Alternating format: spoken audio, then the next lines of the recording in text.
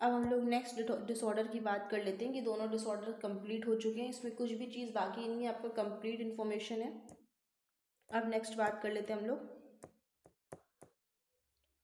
Parkinson's के बारे में। पार्किंसंस डिजीज़, तो पार्किंसंस डिजीज़ क्या होता है आपका? पार्किंसंस डिजीज़ जो होता है ये, इसको हम लोग बोलते हैं इट इज़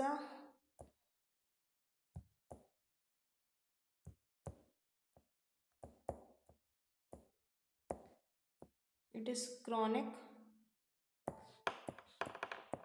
प्रोग्रेसिव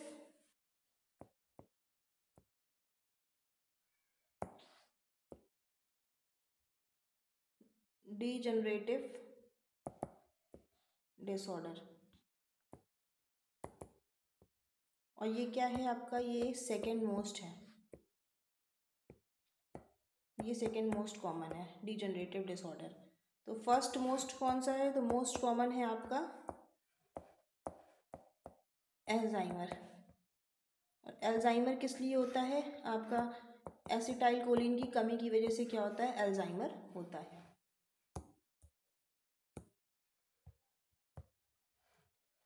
तो ये जो डिसऑर्डर है ये आपका किसका डिसऑर्डर है? बेसल गैंग्लिया का डिसऑर्डर है। It is a disorder of basal ganglia. हम लोगों ने एनाटॉमी में पढ़ लिया था क्या होता है बेसल गैंग्लिया का डिसऑर्डर है। अब क्या होता है जब डैमेज होता है सबस्टेंशिया नाइग्रा में, डैमेज होता है कहाँ पे? सबस्टेंशिया नाइग्रा में, तो क्या होता है डोपामिन का लेवल कम हो जाता है। स्किज़ोफ्रेनिया में डोपामिन का लेवल बढ़ता है, इसमें क्या होता है डोपामिन का लेवल कम हो जाता है। तो जो आपका एसिटाइल कोलिन है उसका लेवल क्या होता है? बढ़ जाता है। तो यहाँ पे आपको क्या देखने को मिलेगा? इस वजह से ग्रुप ऑफ सिम्टम्स देखने को मिलेंगे।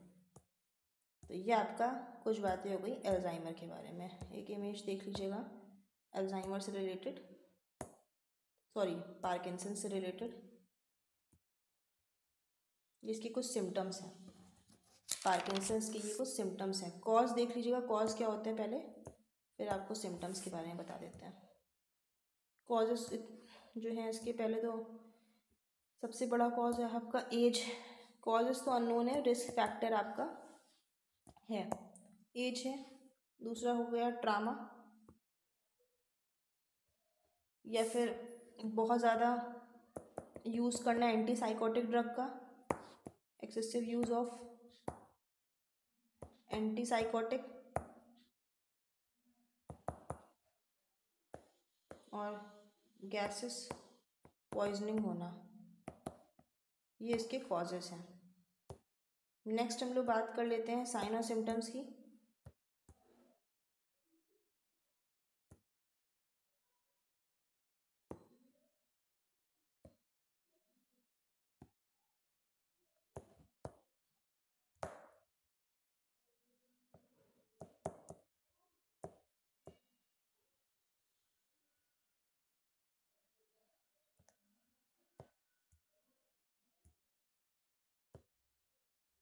तो इसके साइन और सिम्टम्स क्या होते हैं? सबसे पहले तो आपका होगा पिल रोमिंग। सबसे मेन जो आपका मोस्ट अर्ली सिम्टम है वो है आपका कौन सा?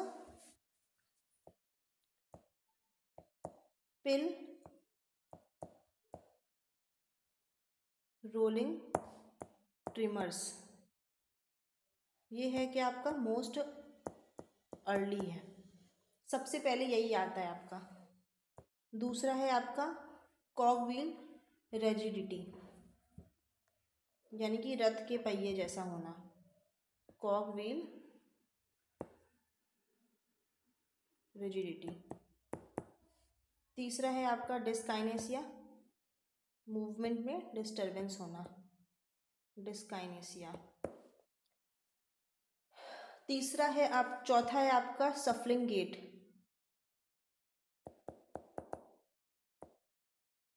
यानी कि स्लो और स्मॉल स्टेप रखना, छोटे छोटे और धीमे कदम रखना।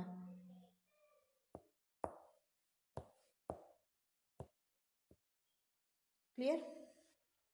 और आपका ड्रूलिंग है, सलाइवा का ड्रूलिंग होना, ड्रूलिंग ऑफ सलाइवा।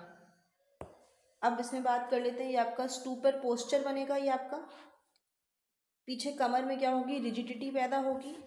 लेग में ट्रिमर्स होंगे, हैंड में भी ट्रिमर्स होते हैं जिसको पिल रोमिंग ट्रिमर्स बोलते हैं।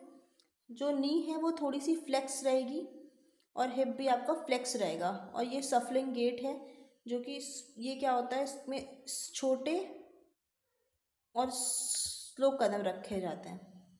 इसी को हम लोग क्या बोलते हैं, सफलिंग गेट बोलते हैं। एक जो फीचर है इसका खास, वो है आपको कौन सा, मास्क लाइक फेस। यानी कि जो पेशेंट का फेस है वो कैसा होगा, मास्क लाइक होगा। क्लियर। और आपका इसमें क्या हो सकता है, फ्लेक्स्ड एल्बो हो सकती है। और जो आर्म के जो स्विंग है वो स्लो होंगे। जैसे नॉर्मल इंसान चलता है तो तेज़ तेज़ हाथ चला के चलता है, लेकिन जो आप जिसका पार्किंसन है जिसको, वो आपका तेज़ तेज़ हाथ चला के नहीं चल सकता है। तो ये बात हो गई इसके साइन और सिम्टम्स की। अब बात कर लेते हैं हम लोग इसके डायग्नोसिस की।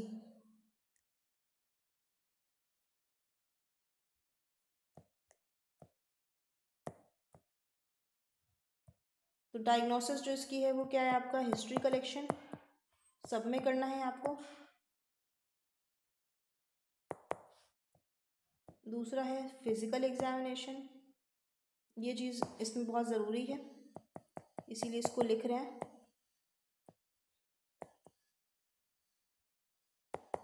तीसरा है आपका सीटी स्कैन, एमआरआई, ये भी ज़रूरी है करना। और चौथा जो मेन है वो क्या है, डोपामिन चैलेंजिंग टेस्ट। ये इसका कंफर्मेटरी टेस्ट है, डोपामिन चैलेंजिंग टेस्ट। इसमें क्या होता है, अगर सिम्टम्स, अगर डोपामिन दिया और अगर सिम्टम्स कम हो गए तो इसका मतलब क्या है, टेस्ट पॉजिटिव है और पार्किंसंस प्रेजेंट है।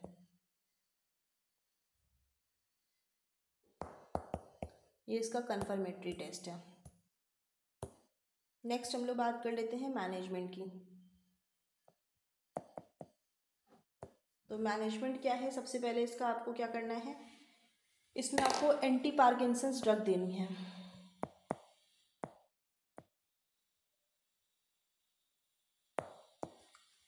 तो ये कौन सी हो गई, आपको लीवोडोपा देनी है इसमें आपको। और लीवोडोपा के साथ कभी सिंगल नहीं देते हैं, इसको हमेशा कार्बिडोपा के साथ देते हैं। ठीक है। इसको साथ में इसलिए दिया जाता है क्योंकि अगर सिर्फ लीवोडोपा दिया तो वो क्या होगी, डिस्ट्रॉय हो जाएगी। क्योंकि जो कार्बिडोपा है वो आपका एक एंजाइम है, बॉडी में प्रेजेंट होता है कार्बोक्सिलेज, उसको डिस्ट्रॉय करता है। और अगर आपने कार्बिडोपा नहीं दिया तो जो कार्बिडोपा एंजाइम है, कार्बोक्सिलेज, डोपामिन कार्बोक्सिलेज एक एंजाइम होता है,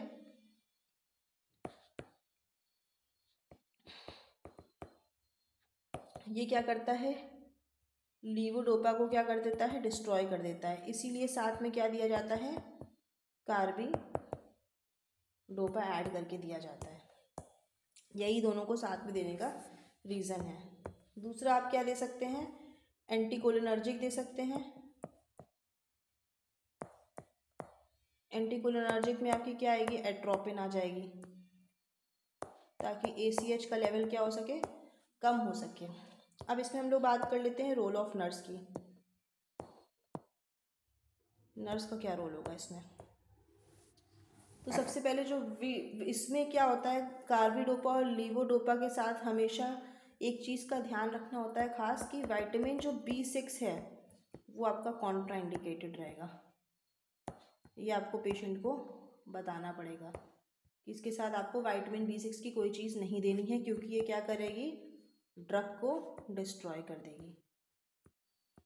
क्लियर, ये नहीं देना है आपको। दूसरी चीज़ ध्यान रखना है, अगर पेशेंट नोजिया वॉमिटिंग का कंप्लेन कर रहा है तो हमेशा आपको ध्यान रखना है कि उसको एडवाइस क्या करना है कि ये मेडिसिन हमेशा फूड के साथ ले, take with food. High protein और हाई फाइबर डाइट को इनकरेज करना है।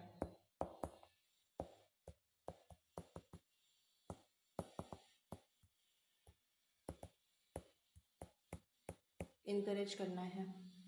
और हमेशा एक चीज़ और ध्यान रखनी है जो मेन है, आपको पेशेंट को सपोर्ट रखना है ड्यूरिंग वॉक। जब भी वॉक करेगा तो उसमें आपको क्या देना है, सपोर्ट देना है। तो ये आपकी पूरी बात हो गई आपकी न्यूरोलॉजिकल डिसऑर्डर्स के बारे में। न्यूरोलॉजी आपकी आज से कंप्लीट हो चुकी है। इसके सारे डिसऑर्डर्स, इसकी एनाटॉमी सब कुछ कंप्लीट हो चुका है। और आज इसको यहाँ पे इसलिए करा दिया था क्योंकि कल स्पाइनल कॉर्ड पढ़ाया था तो उसमें थोड़ा टाइम लग गया था। इतना टाइम नहीं लगना चाहिए था, लेकिन वो कल पहला दिन था उसमें, तो उसमें थोड़ा टाइम लगा था। तो इसके कुछ ही टॉपिक्स बाकी थे, तो मैंने सोचा कि आज की क्लास में ये सारे कंप्लीट हो जाएंगे, इसीलिए इसको आज इसमें लिया है। कल हम लोग नया सब्जेक्ट अपना फार्मा उसी से कंटिन्यू करेंगे और उसी में अपना पढ़ेंगे। और आगे जितने भी सब्जेक्ट्स जो मैं पढ़ाऊँगी आपको, वो आपके यहाँ बोर्ड पे ही होंगे सारे के सारे। तो इसीलिए आज जो है ये इसमें पढ़ाया गया था। और कल कुछ थोड़ा अपलोडिंग में भी प्रॉब्लम हो गई थी उसमें, इसीलिए आज इसमें बनाए हैं। कल से आपका बोर्ड पे ही कंटिन्यू रहेगा टॉपिक। तो आज इस बोर्ड पे हम लोगों ने पढ़ा है। इस बोर्ड पे हम लोग कभी ना कभी क्वेश्चंस वगैरह करते रहेंगे, और जो छोटी छोटी चीज़ें हैं वो इस बोर्ड पे भी पढ़ेंगे, और उस बोर्ड पे हम लोग आपसे डेली क्लास करेंगे। तो प्लीज़ आप लोग क्लास के साथ साथ बने रहिएगा। आपको इसमें कोई भी डाउट हो न्यूरोलॉजी में, तो आप शुरू से लेके आखिरी तक क्लास ज़रूर देखिएगा। आपको इसमें कुछ ना कुछ आपको बेनिफिशियल ज़रूर होगा। नोट्स आपके इसमें नीचे अटैच्ड रहते हैं डिस्क्रिप्शन में, जो मोर का ऑप्शन आता है उसमें अटैच्ड रहते हैं। आप टेलीग्राम लिंक से उसको डाउनलोड भी कर सकते हैं। और बाकी हमारे चैनल को लाइक करिएगा, सब्सक्राइब करिएगा, शेयर करिएगा, और हमारे चैनल के साथ साथ बने रहिएगा। और वीडियो पसंद आई हो तो प्लीज़ कमेंट करके बताइएगा कि कैसी लगी। और इसकी जो जितनी भी पहले ये 15th वीडियो है, 1 से लेके 15 तक जितने भी नर्वस सिस्टम के आपके टॉपिक्स हैं वो इसमें कवर हैं। 1 से लेके 15 तक आपके जो भी नर्वस सिस्टम है वो इसमें कवर है।